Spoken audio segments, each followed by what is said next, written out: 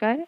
FI BCom semester 1 SSP personal selling and salesmanship વેચાણ વૃદ્ધિ, જેમાં આપણે વેચાણ વૃદ્ધિની પદ્ધતિઓ જોઈ રહ્યા હતા. તો આપણે જે વેચાણ વૃદ્ધિની 3 પદ્ધતિ હતી એના વિશે ચર્ચા કરી. સેલ્સમેન દ્વારા વેચાણ વૃદ્ધિ, વેપારી અને વિતરકો દ્વારા વેચાણ વૃદ્ધિ, ગ્રાહકો દ્વારા વેચાણ વૃદ્ધિ, જેમાં આપણે સેલ્સમેન દ્વારા વેચાણ વૃદ્ધિની જોઈ કે ઉત્તેજન, વેતન પ્રથા, બઢતી, સેલ્સમેન સાથેનો અંગત સંપર્ક, સેલ્સમેનને વેચાણ સાહિત્ય પૂરું પાડવું. તો એના વિશે આપણે ચર્ચા કરવાની હતી કે સેલ્સમેનને વેચાણ સાહિત્ય પૂરું પાડવું, કે જેમાં સંસ્થાની નીતિ રીતિ વિશે સતત માહિતી મળી રહે. એટલે કે સંસ્થામાં કેવી રીતે કાર્ય થાય છે, કઈ કઈ વસ્તુનું ઉત્પાદન થાય છે, એની સેલ્સમેનને જાણકારી મળે. એટલે કે સેલ્સમેનને એના જે માહિતી આપતું વેચાણ સાહિત્ય છે, તો એના દ્વારા કે સેલ્સમેનનું જે કાર્ય છે એ ઘણું એવું સરળ મળી શકે છે. હવે કેટલાક મોટા વૈજ્ઞાનિક એકમોમાં સેલ્સમેનને બજાર અને ગ્રાહકો એટલે કે વેચાણ નીતિઓ વિશે પ્રમાણભૂત માહિતી આપવા માટે એક અલગ અલગ પ્રકારે સાહિત્ય બહાર પૂરું પાડવામાં આવતું હોય. જેમ કે માસિક હોય, પખવાડિક એટલે કે 15 દિવસ માટેનું હોય, અઠવાડિક હોય, 8 દિવસે દર અઠવાડિયે બહાર પડતું હોય. તો આના દ્વારા સેલ્સમેનને પ્રોત્સાહન મળે છે અને એને પોતાનું કાર્ય કરવામાં ઘણી સગવડતા થઈ શકે છે. એટલે એમાં એ મેગેઝિનમાંથી સેલ્સમેનને કઈ કઈ જાણકારી મળી શકે. એક તો સંસ્થામાં કામ કેવી રીતે થાય છે, એટલે કે સંસ્થાની નીતિ રીતિ વિશે માહિતી મળી શકે. ત્યારબાદ આમાં જે મેગેઝિનમાં અલગ અલગ લખાણો હોય તો એના મારફત એ સેલ્સમેન પોતાના વિચારો પણ વ્યક્ત કરી શકે છે. એ સિવાય સેલ્સમેને જે પણ કોઈ સંસ્થાએ સેલ્સમેને અન્ય સેલ્સમેને પ્રગતિ કરી હોય એના આંકડા અને ફોટા સાથે પ્રગટ કરેલી હોય તો એ સેલ્સમેનને અભિનંદન પણ પાઠવી શકે છે. સેલ્સમેનને એક પ્રકારનું પ્રોત્સાહન મળે છે, એનું કરેલું કામ છે એને બિરદાવવામાં આવે છે.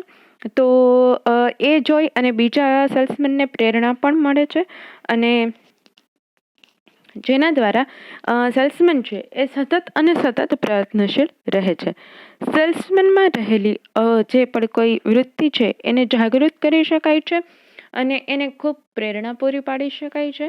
અને એ એક ઉદ્દીપક તરીકે કામ કરે છે કે જેના દ્વારા સેલ્સમેન છે એ પોતે વધુ ને વધુ સારું કામ કરવા માટે સતત પ્રયત્નશીલ રહે છે. કારણ કે આ પ્રકારના મેગેઝિનમાં સારું કામ કરેલા સેલ્સમેનને બિરદાવવામાં આવતું હોય છે. તો આ એક બિન નાણાકીય પ્રોત્સાહન છે.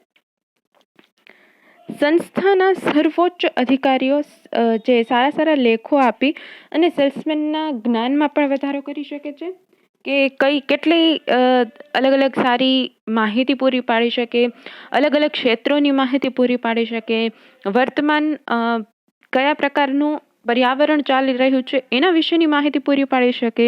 તો એના કારણે એ લોકોના વાંચનમાં વધારો થાય છે, માહિતીમાં, જ્ઞાનમાં વધારો થાય છે. વેચાણ વાર્તાલાપના ઘણા બધા ઉદાહરણો છે. વિવિધ કેસો, માલ કેવી રીતે વેચી શકાય એની વિવિધ પદ્ધતિઓ અને જે વર્તમાનમાં જે નવી નવી વૈજ્ઞાનિક સંશોધનો થતા હોય, એકમને લગતી, એકમના ઉત્પાદકને લગતી, એકમની કોઈ નવી પ્રસિદ્ધિ હોય, તો આવી બધી જ બાબતો આ પ્રકારના મેગેઝિનમાં આવતું હોય છે અને જેના કારણે સેલ્સમેનને વેચાણ વૃદ્ધિમાં એ બાબતો છે એ મદદરૂપ થતી હોય છે. અને આવું વેચાણ સાહિત્ય સંસ્થા તરફની સેલ્સમેનની લાગણી પણ ઊભી કરે છે અને સેલ્સમેન છે એને સંસ્થાના વિશાળ પરિવારમાં સમાવેશ કરવામાં આવતો હોય એવો એમને ભાવના થાય છે. અને જેના કારણે સેલ્સમેનને સંસ્થા સાથે સંપર્કમાં રાખતું એક એવું માધ્યમ છે કે જે સેલ્સમેનને નવું નવું જ્ઞાન અને માહિતી તો પૂરી પાડે જ છે, સાથે સાથે સેલ્સમેનને પ્રેરણા પણ પૂરી પાડે છે અને સેલ્સમેન સંસ્થાને વફાદાર પણ રહી શકે છે. સેલ્સમેનના કાર્ય કરવામાં પ્રેરણાની સાથે સાથે એને સંતોષ પણ પૂરું પાડે છે અને એક ઉત્તેજન તરીકે કામ કરે છે. તો આ જે સાહિત્ય છે કે જે સંસ્થા દ્વારા પૂરું પાડવામાં આવતું હોય વેચાણ સાહિત્ય એ ખૂબ જ અગત્યની બાબત છે. આ સિવાય છે કે વેચાણ ક્ષેત્ર એટલે કે વેચાણ વિસ્તાર નક્કી કરવામાં આવે. તો એ વેચાણ ક્ષેત્ર અથવા તો વેચાણ વિસ્તાર કેવી રીતે નક્કી કરવામાં આવે? જે પણ કોઈ ઔદ્યોગિક સંસ્થા છે અથવા તો એકમ કે કંપની છે એના વિકાસને ધ્યાનમાં લઈ અને ઘણા બધા પ્રશ્નો હોય કે વેચાણનો વિસ્તાર કેવી રીતે નક્કી કરવો, એકમને ક્યાં સુધી, કેટલા ક્ષેત્ર સુધી, એટલે કે કેટલા ભૌગોલિક વિસ્તાર સુધી વેચાણમાં વધારો કરવો, તો ઉત્પાદન જેટલી ઝડપથી થતું હોય એટલી ઝડપથી એનું વેચાણ થઈ જવું પણ આવશ્યક હોય છે,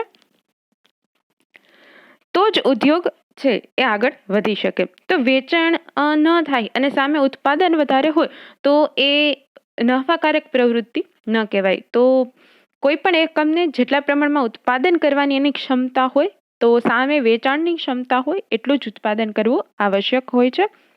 તો વેચાણનું ક્ષેત્ર નક્કી કરવું પડે કે કેટલા ભૌગોલિક ક્ષેત્રમાં વેચાણ કરવાનું જરૂરી કહી શકાય કંપની માટે, એકમ માટે.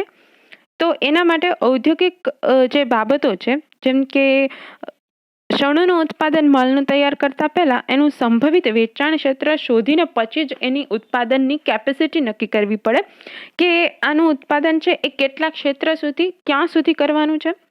જેમ કે કોઈક એવી વસ્તુ હોય તો એ લોકલ બજારમાં વેચાતી હોય, કોઈ પ્રાદેશિક બજારમાં વેચાતી હોય, કોઈ રાજ્ય ક્ષેત્રમાં વેચાતી હોય, કોઈ આખા દેશમાં વેચાતી હોય અને કોઈ ઇન્ટરનેશનલ સુધી વેચાતી હોય. તો આ બધા વેચાણ ક્ષેત્ર થયા. તો હવે જે કોઈ એક એકમ છે, ઉદ્યોગ છે, એ પોતાનું ઉત્પાદન કેવી રીતે કરશે કે ક્યાં સુધી વેચાણ થઈ શકે છે એના આધારે એને પોતાનું ઉત્પાદન કરવું પડે. એટલે વેચાણ ક્ષેત્ર શોધી અને પછી માલનું ઉત્પાદન કરવું આવશ્યક ગણાય અને એ હિતાવહ પણ ગણાય. તો વેચાણ વ્યવસ્થામાં એનું ઘણું બધું મહત્વ છે. હવે આ વેચાણ ક્ષેત્ર નક્કી કરવામાં ઘણી બધી બાબતો ધ્યાનમાં રાખવી પડે. પ્રદેશની કુલ વસ્તી કેટલી છે, એ વસ્તીની ગીચતા, સ્ત્રી પુરુષનું પ્રમાણ, બાળકોનું પ્રમાણ, શિક્ષણનું પ્રમાણ, પરિસ્થિતિ, પર્યાવરણની પરિસ્થિતિ, આબોહવા, ઠંડી, ગરમ, સમશીતોષ્ણ, શારીરિક સ્વાસ્થ્ય, અલગ અલગ પ્રકારના જાતિ, ધર્મ, રીતિ રિવાજ, રહેણી કરણી, ટેવો, લોકોનું જે કલ્ચર છે, સરકારની નીતિ, સ્વદેશી ભાવના, લોકો કયા પ્રકારનો વ્યવસાય કરે છે, ખેતી છે કે ઔદ્યોગિક વ્યવસાયમાં રોકાયેલા છે, શહેરી વિસ્તાર છે કે ગ્રામ્ય વિસ્તાર છે, વાહન અને સંદેશા વ્યવહારની કેવી સગવડો છે અને સરળ અને ઝડપી સેવાઓ મળી રહે છે કે નહીં. હવે આના આધારે તમારા જે કોઈ પણ ઉદ્યોગો છે કે કોઈ કંપની છે એ પોતાનું કયું એકમ છે કે કઈ એવી વસ્તુ છે કે એ વેચવા માંગે છે અને એ કયા વિસ્તારમાં કેવા લોકોને વેચવામાં આવે છે, એના ગ્રાહકો કેવા પ્રકારના છે, એના આધારે એને એ નિર્ણય લેવો પડે.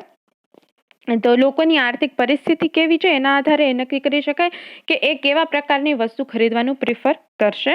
એનું આવકનું પ્રમાણ, પછી બચતની ટેવો છે, બજારનો વિકાસ કેવો છે, વેપારી સેવાઓ કેવી છે. તો આવી બધી વસ્તુના આધારે એ નક્કી કરી શકાય છે કે કોઈ એક એકમ છે એને પોતાનું વેચાણ ક્ષેત્ર કેટલું રાખવું અને વેચાણ વિસ્તાર કેવો રાખવો, પોતાની ભાવ, વેચાણ નીતિ, વેચાણ સંચાલન, આ બધી જ બાબતોનો આધાર છે એ કેના ઉપર રહેશે, એને કયા પ્રકારના વસ્તુનું એ ઉત્પાદન કરે છે અને કેટલા ક્ષેત્રમાં એને પોતાનું ઉત્પાદનનું વેચાણ કરવું છે એ નક્કી થયા પછી જ આગળ ઉપર કામ ચાલે. તો વેચાણ ક્ષેત્ર એ ખેતી પ્રધાન વિસ્તાર છે, રાસાયણિક ખાતર છે, સુધારેલા બિયારણ છે, કેવા છે, વેચાણ ક્ષેત્ર કેવું બની શકે છે એના ઉપર એનો આધાર રહે છે. તો હવે આપણે આ વેચાણ ક્ષેત્રના વેચાણ વિસ્તાર કેવી રીતે નક્કી કર્યા એના વિશે ચર્ચા કરી. તો હવે આપણે વેચાણ વિસ્તાર અને વેચાણ કોટા કેવી રીતે નક્કી કરવો અને સાથે સાથે વેચાણ સ્પર્ધા કેવી રીતે કરવી એના વિશે ચર્ચા કરીએ. Thank you.